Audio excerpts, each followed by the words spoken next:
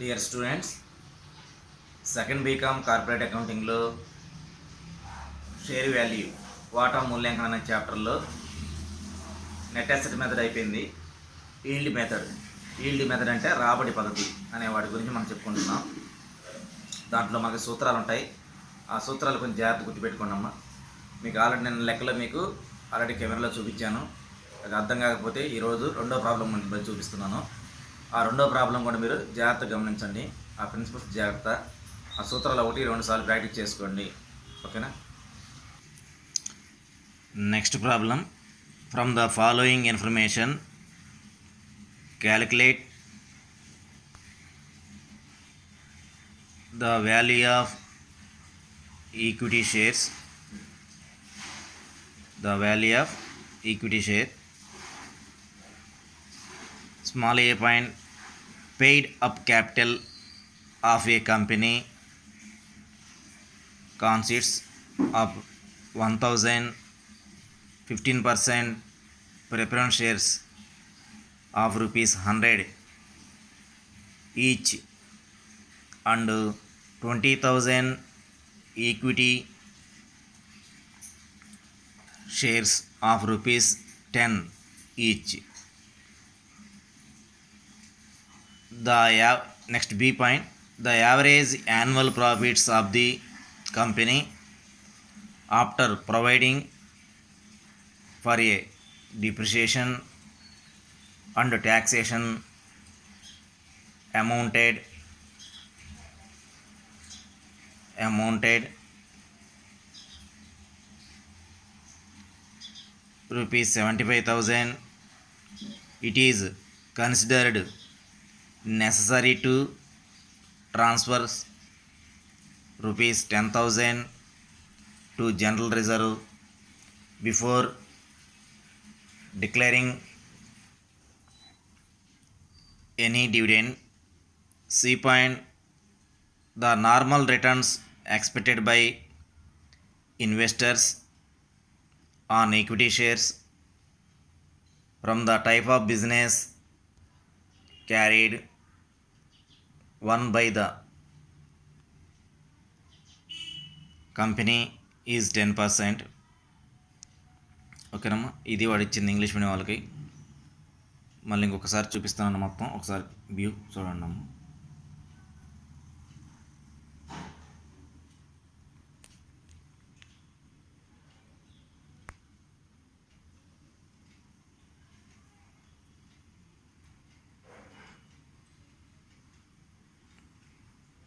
From the following information calculate the value of equity share. Small a point, paid up capital of company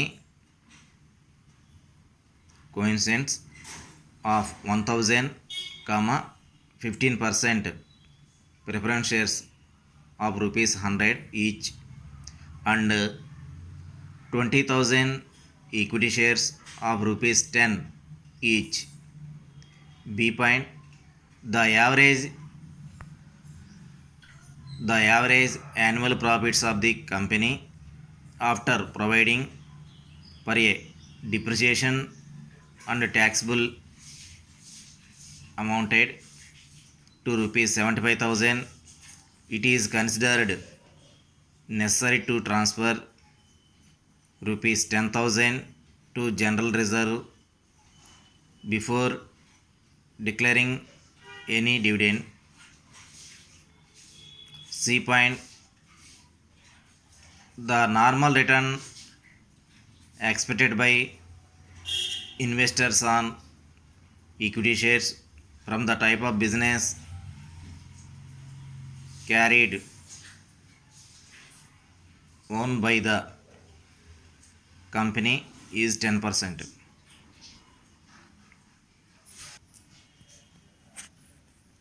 మా Telugu medium వాళ్ళు ఈ క్రింది వివరాలతో equity వాటా విలువను లెక్కించండి. కొంచెం రైటింగ్ అర్థం కాదు, నేను చెబుతూ మైక్ ద్వారా చదువుతున్నాను కాబట్టి జాగ్రత్త రాసుకోండి అది బుక్లో. ఈ క్రింది వివరములతో ఈక్విటీ వాటా విలువను లెక్కించండి. స్మాల్ ఏ పాయింట్, కంపెనీ చెల్లించిన మూలధనంలో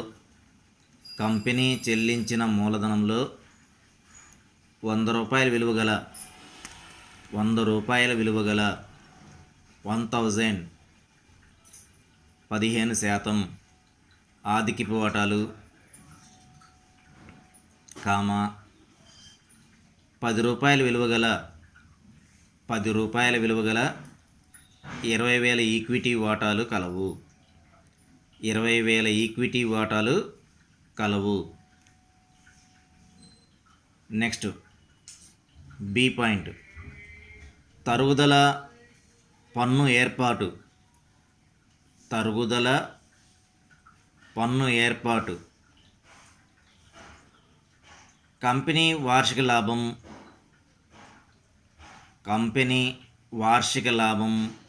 75,000 రూపాయలు.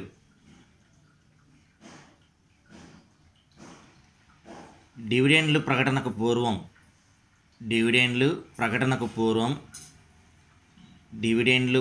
పూర్వం సాధారణ రిజర్వుకు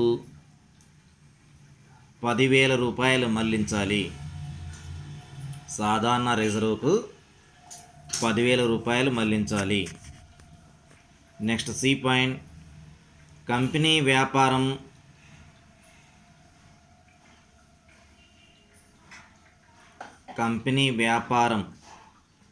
తరహా వ్యాపారంలో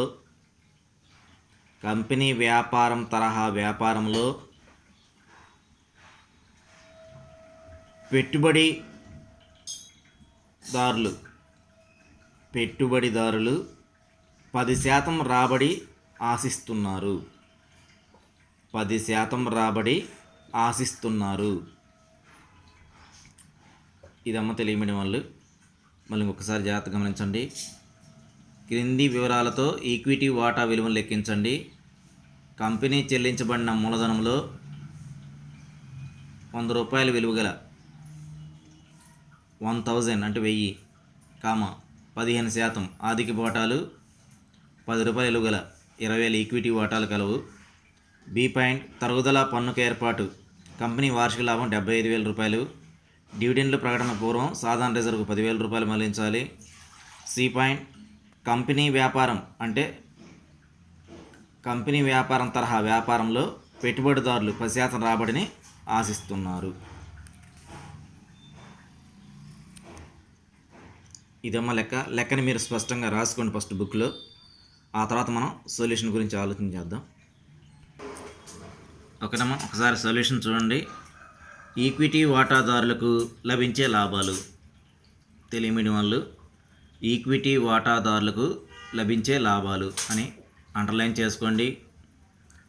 తరుగుదల పన్ను తర్వాత వార్షిక లాభం ఆల్రెడీ మీకు లెక్కలో ఉంది. వార్షిక లాభం అని చెప్పి ఇచ్చాడు. అది మీకు వార్షిక లాభం బి పాయింట్లో ఉంటుంది చూడమ్మా. బి పాయింట్లో ఉంటుంది. బి పాయింట్లో మీకు వార్షిక లాభం ఉంటుంది 75,000 రూపాయలు. అట్లానే బి పాయింట్లోనే మీరు సాధారణ రిజర్వ్ మళ్లింపు కూడా ఉంటుంది. బి పాయింట్లోనే సాధారణ రిజర్వ్ మళ్లింపు 10,000 రూపాయలు ఉంటుంది. 75,000 రూపాయల నుంచి 10,000 రూపాయలు తీసివేయండి, 65,000 రూపాయలు వస్తుంది.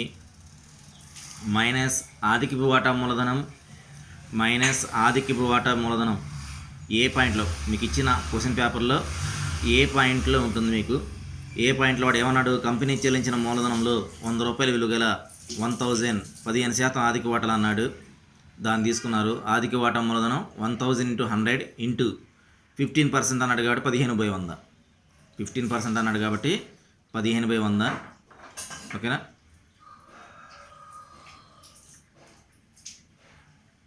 65,000 నుంచి 15,000 రూపాయలు తీసేశారు.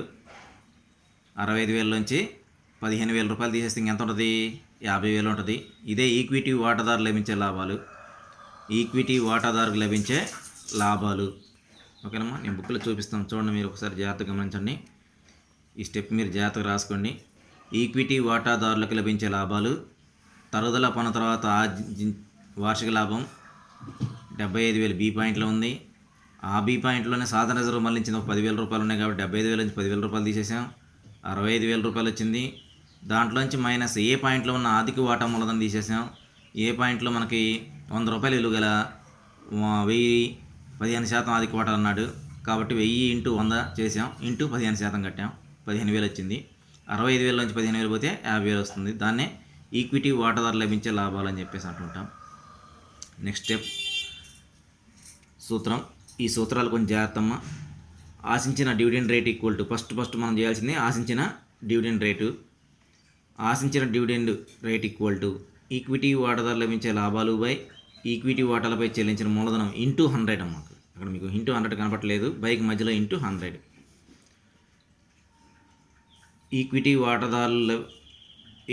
వాటాదారుల లభించే లాభాలు బై ఈక్విటీ వాటాలపై చెల్లించిన మూలధనం into 100. That is equal equity వాటాల లభించే లాభాలు మీరు ఆల్రెడీ కనుక్కున్నారు ఇంతకు ముందు 50,000 బై ఈక్విటీ వాటాలపై చెల్లించిన మూలధనం అన్నాడు. ఎన్ని ఈక్విటీ వాటాలు? 20,000 ఈక్విటీ వాటాలు ఇంటూ 10 రూపాయలు చొప్పున ఉన్నాయి ఇంటూ 100. 50,000 బై 2 లక్షలు ఇంటూ 100, 20% వస్తుంది, 25%. ఇంకో సూత్రం కూడా రాయాలి. ఈక్విటీ వాటా విలువ ఈక్వల్ టు ఆశించిన డివిడెండ్ రేటు బై సాధారణ రాబడి రేటు ఇంటూ వాటా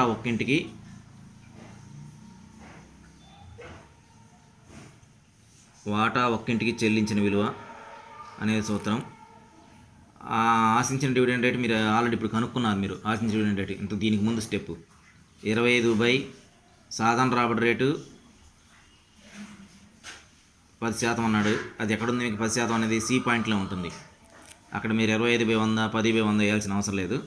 డైరెక్ట్గా మీరు 25/10 ఇంటూ 100 వేసుకున్నా మీకు 0.25 25 రూపీస్ వస్తుంది. ఓకేనా? ఇలా మీరు స్టెప్ వేసిన ఒకటే 25/100, 10/100 వేసుకున్నా 0.25/0.10 ఇంటూ 10 అలా వేసినా ఒకటే, లేదా 25/10 ఇంటూ 100 వేసినా ఒకటే. ఇంటూ 10 అమ్మ, 100 కాదు, 10 రూపాయలు. 25% ఇందాక వచ్చింది 25/10%, 2 శాతాలే కాబట్టి 25/10 ఇంటూ 10. ఈక్విటీ వాటా ఒక్క ఇంటికి 10 రూపాయలు కదా, 10 రూపాయలు 20,000 ఈక్విటీ వాటాలు కాబట్టి 10 రూపాయలు తీసుకుంటాం అక్కడ ఇంటూ 10 దగ్గర. ఇది ఒకసారి చూస్ చేయండి అమ్మ, 1-2 సార్లు. మూడోసారి చూడకుండా మీ బుక్లో ప్రాక్టీస్ చేయండి. ఇప్పుడు ఇంగ్లీష్ మీడియం వాళ్ళు చూడండి అమ్మ. ఇంగ్లీష్ మీడియం వాళ్ళు ఇంగ్లీష్ పదాలు. యావరేజ్ యాన్యువల్ ప్రాఫిట్ మీకు బి పాయింట్లో ఉంటుందమ్మది. యావరేజ్ యాన్యువల్ ప్రాఫిట్ అనేది మీకు ఇచ్చిన క్వశ్చన్ పేపర్లో బి పాయింట్లో ఉంటుంది, 75,000. దాంట్లోంచి లెస్ ట్రాన్స్ఫర్ టు రిజర్వ్, అది కూడా బి పాయింట్లోనే ఉంటుంది. మీకు ఇచ్చిన క్వశ్చన్ పేపర్లో బి పాయింట్లో ట్రాన్స్ఫర్ ఆఫ్ రిజర్వ్ 10,000. 75,000లో 10,000 లెస్ చేస్తే మనకి 65,000 వస్తుంది. Less preference share dividend 1,000 already ఇచ్చాడు కాబట్టి 100 రూపీస్ గల ప్రిఫరెన్స్ షేర్ క్యాపిటల్ 1,000 అన్నాడు, 15% అన్నాడు. 1,000 ఇంటూ 100 ఇంటూ 15/100 15,000 వస్తుంది. ఓకేనా? Net assets belongs to equity shareholders. Net assets belongs to equity shareholder అంటాం. 50,000 net assets belongs to equity share holder.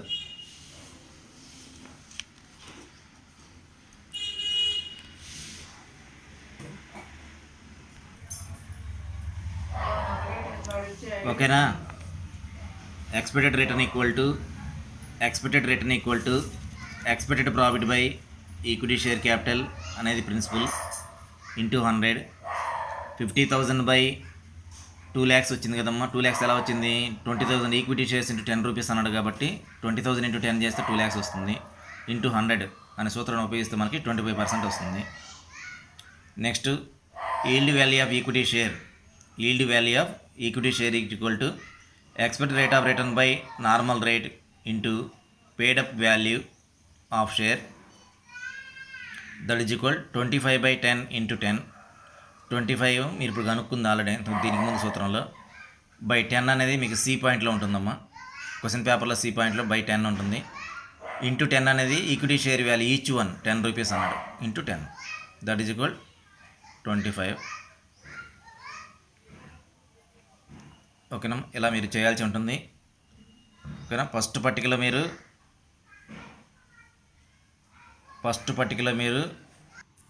ఓకేనమ్మా. English medium first average annual profit కనుక్కున్నారు. 75,000 less transfer of reserve 10,000 less చేశారు, 65,000 వచ్చింది. Less preference shares dividend తీసేశారు, 1000 into each 100 అన్నాడు, into 15% కట్టారు, 15,000 వచ్చింది. Net assets belongs to equity shareholder. ఓకేనా, net asset belongs to equity shareholder profit వచ్చింది.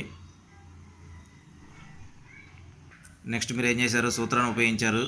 ఆ సూత్రంలో expected return equal to expected profit by equity share capital into 100. Expected profit అని మీరు ఇంతకుముందు పర్టికులర్ కనుక్కున్నారు. ఇంతకుముందు స్టెప్ 50,000 బై 2 lakhs ఎలా వచ్చిందంటే 20,000 ఈక్విటీ వాటాలు ఇంటూ ఈచ్ 10 హెచ్చించాలి. 20,000 ఇంటూ 10 చేస్తే 2 lakhs వస్తుంది. By into 100. Expected return equal to 25% వస్తుంది. Yield value of equity share equal to expected rate of written by normal rate into paid up value of share, that is equal. దీనికి ముందు సూత్రంలో మీరు expected rate of return కనుక్కున్నారు 25 by normal rate అనేది C పాయింట్లో ఉంటుంది, మీకు ఇచ్చిన క్వశ్చన్ పేపర్లో C point 10 into paid up value of share అంటే equity share value, each one equity share value 10 rupees, that is equal 25. ఓకేనా, 1-2 సార్లు లెక్కన ప్రాక్టీస్ చేయండి. ఓకేనా, అర్థం కాని వాళ్ళు ఫోన్ చేసి అడగండి, లేదా కాలేజీ దగ్గర ఒకసారి వచ్చినా మీకు ఒకసారి ఎక్స్ప్లెయిన్ చేయడం జరుగుతుంటుంది. మళ్ళీ రివిజన్ ఉంటుందమ్మా, జాగ్రత్తగా ప్రాక్టీస్ చేసుకోండి. లెక్కను 1-2 సార్లు ప్రాక్టీస్ చేసుకోండి. నేను మామూలుగా చెబుతున్నాను, మీకు ఆల్రెడీ కెమెరా ద్వారా మీకు లెక్కలు చూపిస్తున్నాను. దాన్ని బుక్లో రాయండి, చూసి 2 సార్లు చేయండి, 3 సార్లు చూడకుండా చేయండి, అప్పుడు మీకు లెక్క అనేది అర్థమవుతుంది. వీడియోస్ అందరూ కూడా జాగ్రత్తగా చూడండి, లైక్ చేయండి, షేర్ చేయండి. ఓకేనమ్మా, ఇది జాగ్రత్తగా 1-2 సార్లు ప్రాక్టీస్ చేయండి. మళ్ళీ నేను చెబుతున్నాను అంటే కార్పొరేట్ అనేది కొంచెం జాగ్రత్త, మనం చెప్పిన లెక్కలే రావాలని రూల్ ఏం లేదు, అలాంటి మోడల్స్ ఉంటాయి. 1-2 సార్లు ప్రాక్టీస్ చేసుకుని మైండ్లో ఫీడ్ చేయండి.